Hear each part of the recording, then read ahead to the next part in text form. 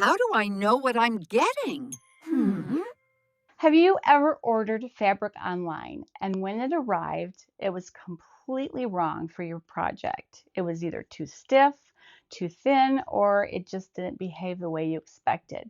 Today, I'm going to walk you through the key fabric properties that you need to understand before you order so that you can stop wasting money and start getting the results that you want. The truth is, your fabric choice can make or break your garment. Even if you use the same exact pattern, the finished look can be completely different depending on the fabric. Think of fabric as the personality of your garment.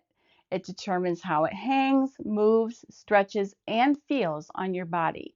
So let's break down the most important things to look for.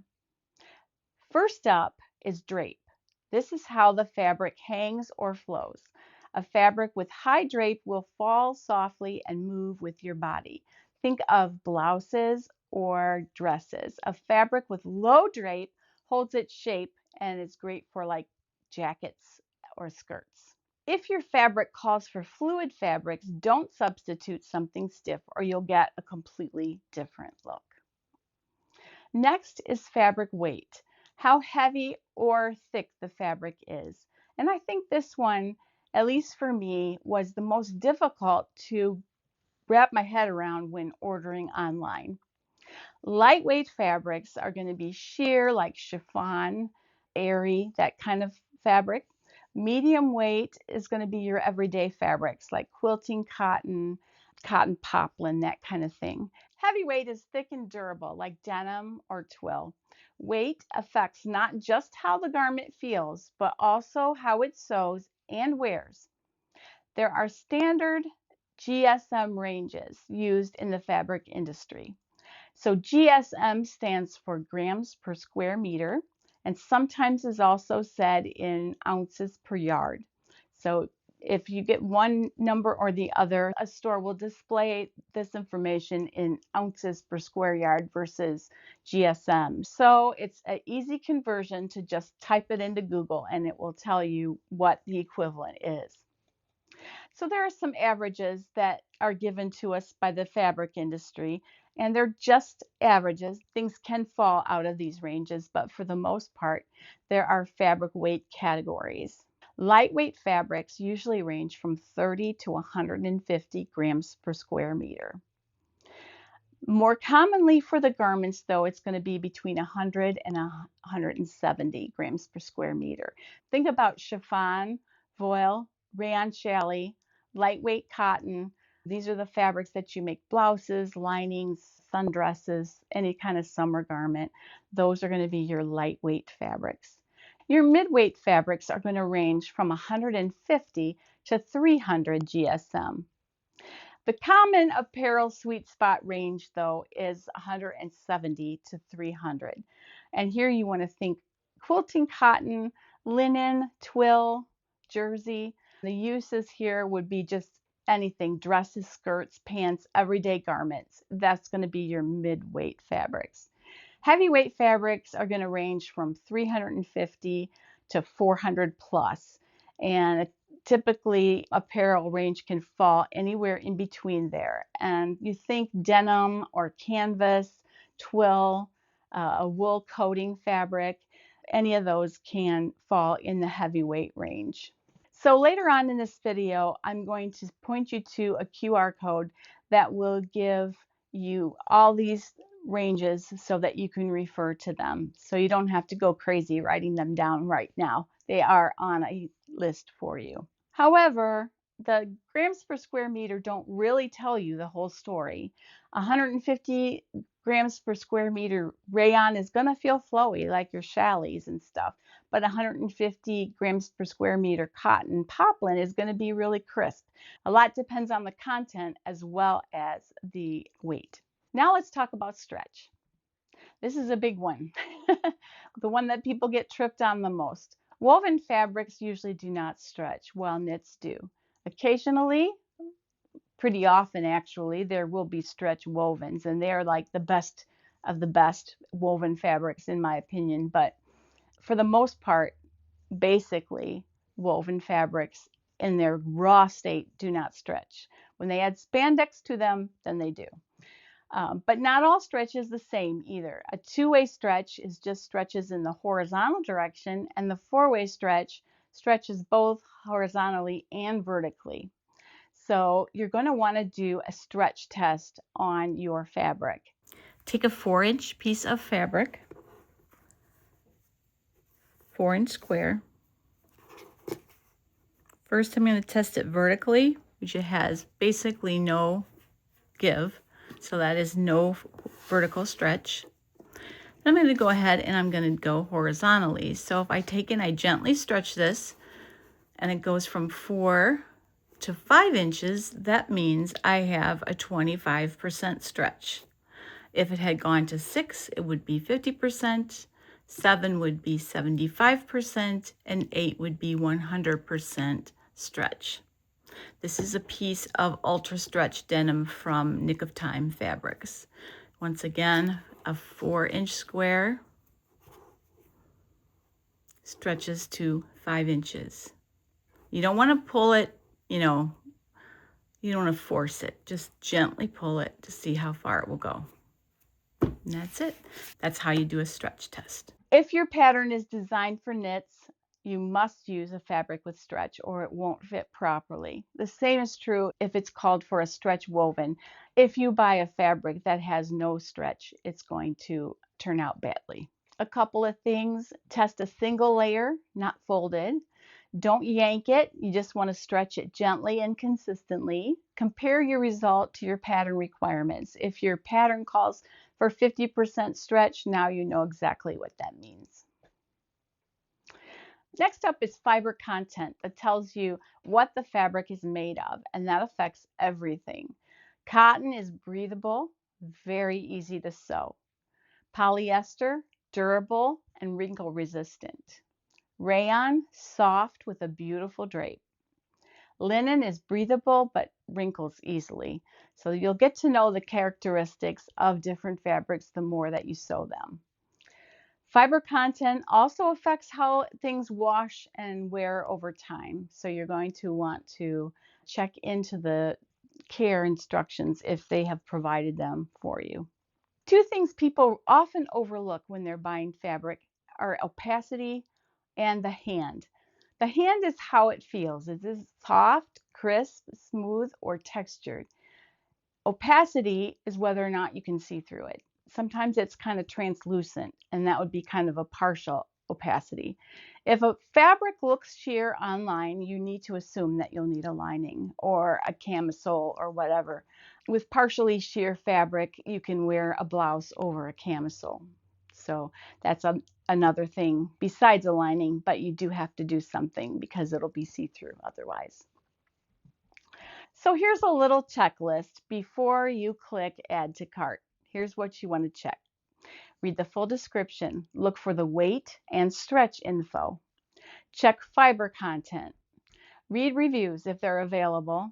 And whenever possible, order a swatch first. That small step can save you a lot of frustration. I've created cheat sheets for all the topics that we're covering on Stash Up. This QR code will take you to the free download.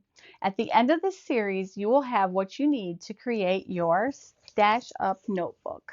What you will need to create this is just a 3-ring binder and some sheet protectors. I printed mine on index paper because it'll be more durable for the fabric swatches when we get to that. Okay, so there's going to be a little letter from me. Then here is your cheat sheet for the color analysis with all your prompts that you need. Here's the cheat sheet for the croquis with all the ChatGPT prompts you need. Here is this one for fabric properties, fabric weight, percent of stretch. All the things that you need are right here, including that checklist that I just went through.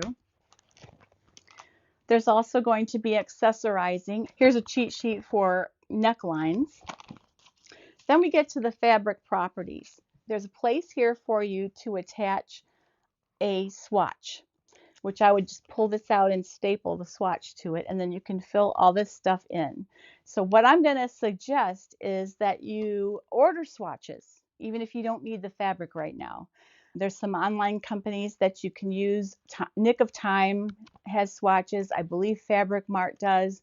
Mood, I think Raspberry Creek does.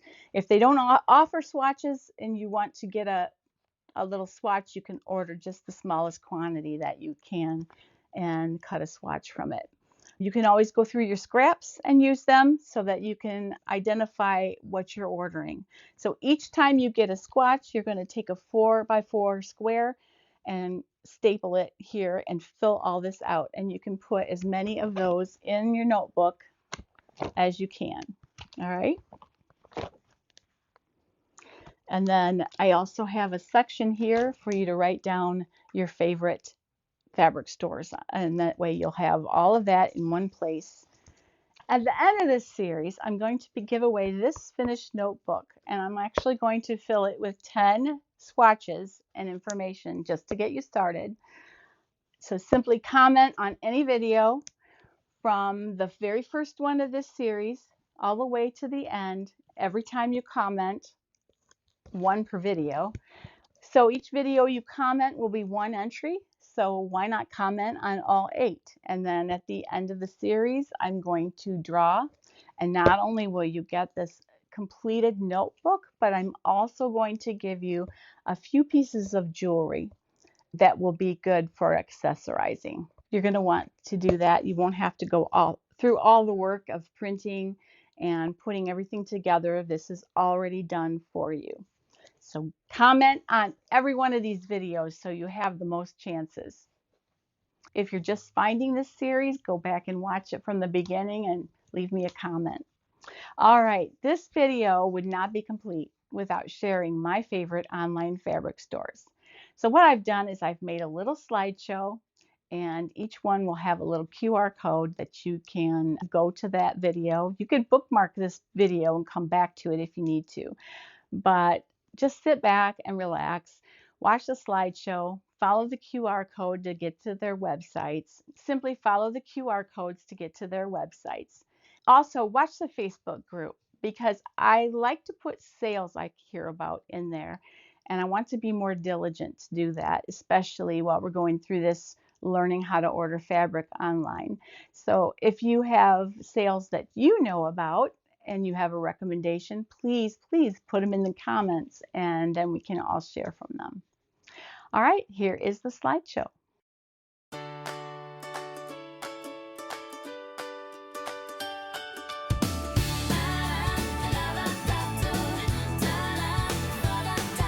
Scrolling through another window, tiny pictures, tiny dreams. Is it silky? Is it stiff or somewhere safe in between? All these colors, clever wording, lilacs fit tailored line, but will it cling?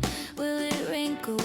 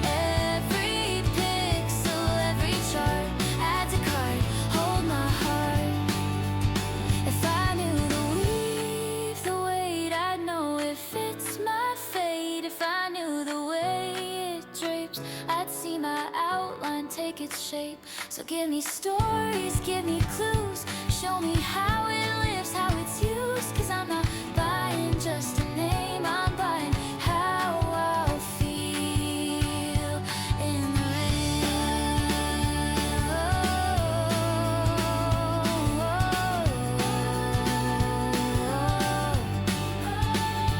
So help me understand the fabric. Tell me how it moves, how it sings. Will it comfort every quiet sadness? Will it shine in simple things? I'm trusting every pixel, every chart. Add to cart, hold my heart. Help me understand the fabric. Tell me how it moves, how it flows. I'll be brave on the day it's delivered. If I feel like myself in these clothes, I'm trusting every pixel, every chart. Add to cart, hold my heart.